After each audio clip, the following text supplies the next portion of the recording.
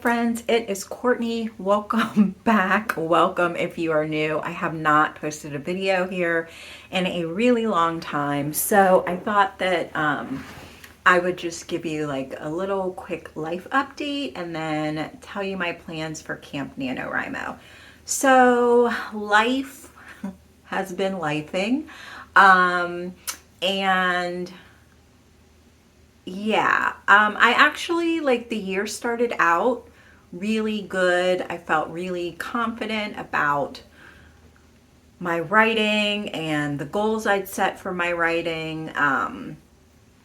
And we were, easing our way into 2023. Things were really going well. And then February hit and the wheels sort of fell off. So I have a, which I don't think that I did a little intro, but anyway, my name is Courtney. I am a stay-at-home mom and wife and grandmother and aspiring author. So I have two grandchildren. My granddaughter Olivia will be 5 in like a month. Like a little over a month. And then my youngest daughter had a baby in September. So Leo is my grandson. My daughter and granddaughter and son-in-law live in Hawaii because my oldest daughter, Olivia's mom, is in the Navy, and my daughter Skylar, who just had the baby, lives where we live. They actually bought a house like 10 minutes away from us. It's fantastic. So I get to see my grandson as much as I want to. And I don't get to see my granddaughter very often because we live in the Midwest. Anyway, when my daughter went back to work, I said that I, of course, would be happy to keep the baby for them during the day. So that they didn't really have to worry about the cost of childcare. They just had a baby. Babies are expensive. They just bought a house. They're doing renovations on their home. So I'm really happy that we are in a position where I'm still at home and I have the time. And I love having that time with my grandbaby. He is the sweetest thing. And I love that I get to watch him every day. However, I forgot how much energy it takes to take care of a baby all day. And I have him 4 days a week from about 8 until 5. And it is a lot. I had a baby at 40, so my youngest is not. He just turned 9 last week, actually. And so, I will be 50 in like 6 months, I think, in August. And so, I was like, oh, I had a baby at 40 and I stayed at home and took care of him and did all the things. And I really underestimated how 10 years can really affect your energy level. So at the end of the day, I am exhausted, and then I still have the responsibility of being like the administrator of our home. So, I cook, I clean, I meal plan, I take my son to all of his doctor's appointments and like therapy appointments and all of that stuff. So it can be a little bit hectic, and I think around February was when the exhaustion really hit me. And my writing slowed down a lot. My everything slowed down a lot. And I also kind of fell into a cycle of depression. I have an anxiety disorder. I also struggle with depression. I mean, I have been diagnosed with depression and am on medication for both of those kind of mental health concerns. I also have PTSD related to the birth of my youngest son. I had a very traumatic labor and delivery where actually my husband almost lost both of us. And so his birthday is in March, and there's like March is always kind of a really hard month for me because it like brings all of that stuff back to the surface. And so yeah, February was kind of the start of me being like, I am just really, really tired all of the time.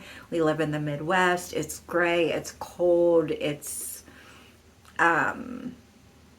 yeah, that's not helpful either. And then I'm sorry if you hear a dog. My father, my elderly father, he's 92, and his health is pretty rapidly declining, and so dealing with that. And also, I'm not his like primary caregiver, but I do try to visit him as much as I can. And as a family, we're trying to figure things out with him, and that's kind of kicked up some family drama behind the scenes. And so, like, all of those things kind of came to a head in February and March. And so I have really just kind of been in survival mode. I don't think that there's like I mean, sometimes you just got to do what you need to do to get through the day, and it is what it is. So I try not to beat myself up too much about the fact that I haven't really dedicated a lot of time to my writing. I guess this is like the perfect segue into my plans for Camp NaNoWriMo, which starts on April 1st. So because of all of those other things that I kind of just updated you on, I haven't had like my writing's been sort of in spurts when I have energy or when I have a chunk of time. And I think that I have finally like put together a schedule for my weeks, and having my weeks flow a certain way where I have built some dedicated writing time into that schedule. Mental health wise, I'm feeling a lot better, so I don't think it should be too much of a problem kind of going forward. I had made progress on my current work in progress. I think I'd gotten it up to 60,000 words, and that was the first draft of it. And so I printed it all off and was doing a read through of it to kind of figure out where I needed to add extra scenes and make sure that things were coherent. Like, I changed the names of some characters halfway through, and I wanted to make sure that I had gone back and like made sure in the beginning that the names matched the names that I changed them to in Act 2, and all of that sort of stuff. So as I'm reading it, I figured out that it was almost like two separate books tone wise. I think it took me about to the midpoint to kind of get the like tone that I was going for in the book. It's not so, I'm sorry. My husband is gone, and my husband is our dog Gracie's person. And so she's kind of laying in front of the door waiting for him to come home. But so my work in progress is, anyway, it's not a rom-com necessarily, but I wanted the sort of some of the interactions between the two main characters to feel a little bit lighter than they were feeling in Act 1. So I ended up cutting about 30,000 words from my draft, which, yeah.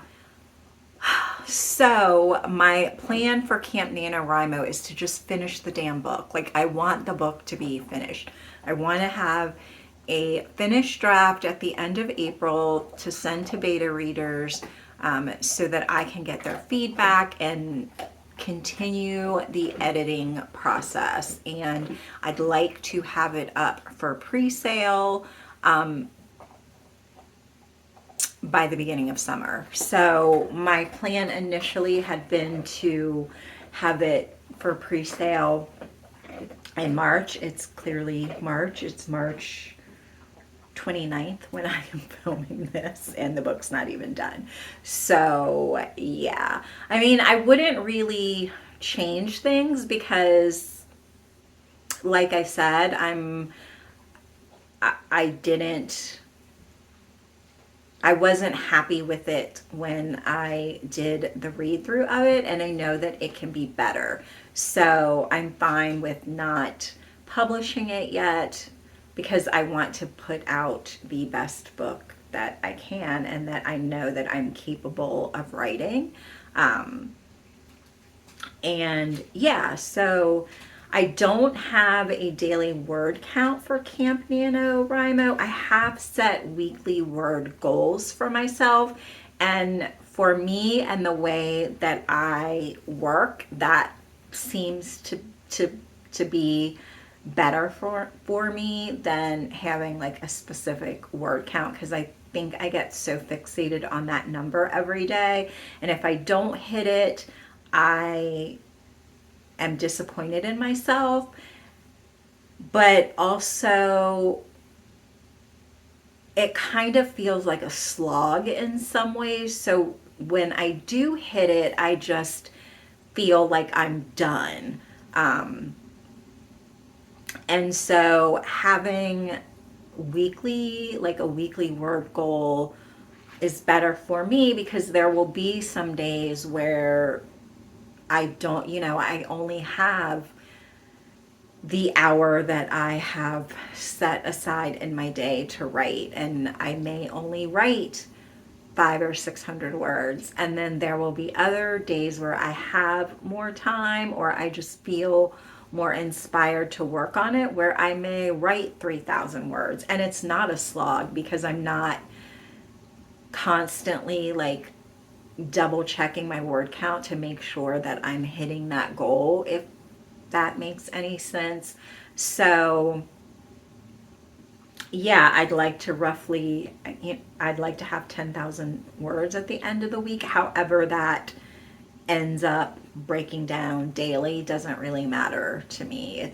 That's the pace I need to keep up the schedule of what I want to do.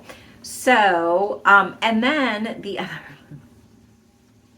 the other thing that is a benefit to putting together a schedule that's much more workable for where I am right now in my life and kind of the other things that are going on is that it's freed up some time for me to make videos for this channel and my other channel, which is something that I really enjoy doing. And I've actually started like writing vlogs at least a dozen times in the last couple of months, and I just never put the clips together, or I never kind of followed through on what I was talking about. But having time built into my schedule to dedicate to either filming or editing I feel like it will be super beneficial. So I will be vlogging like my Camp NaNoWriMo experience. This is my first time doing Camp NaNoWriMo, and I will post those videos every Thursday. So yeah, if you're interested in following my journey through Camp NaNoWriMo, I would love for you to click the subscribe button down below. And if you are participating, then please comment and tell me what you're working on. If you have any goals, are you like revising? Are you outlining a new story? Are you writing a book? I would love to know in the comments down below. And thank you so much for watching, and I will see you. Is a contemporary romance.